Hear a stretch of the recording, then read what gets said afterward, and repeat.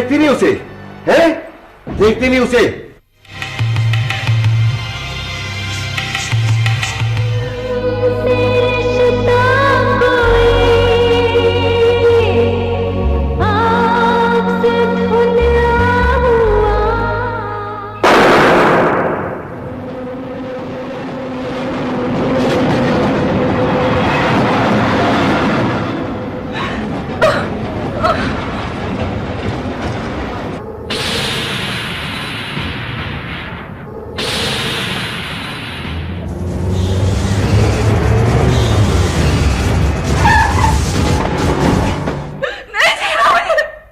बहुत अच्छी लग रही हो आज।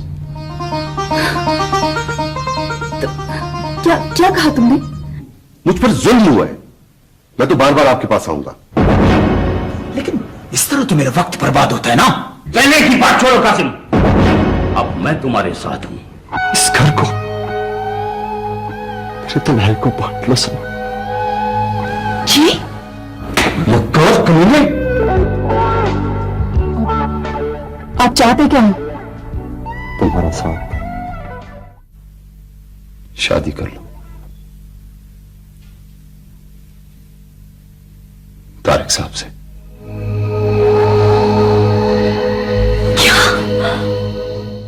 बाबा, आपकी आंखों में आंसू क्यों है? नहीं बेटा, ये आंखों में शायद कुछ पड़ गया। मैंने हमेशा तुम्हारा ख्याल रखा, उस क्रिमिनल से बचाए रखा, सिर्फ इसलिए कि तुम मेरे खानदान का खून हो।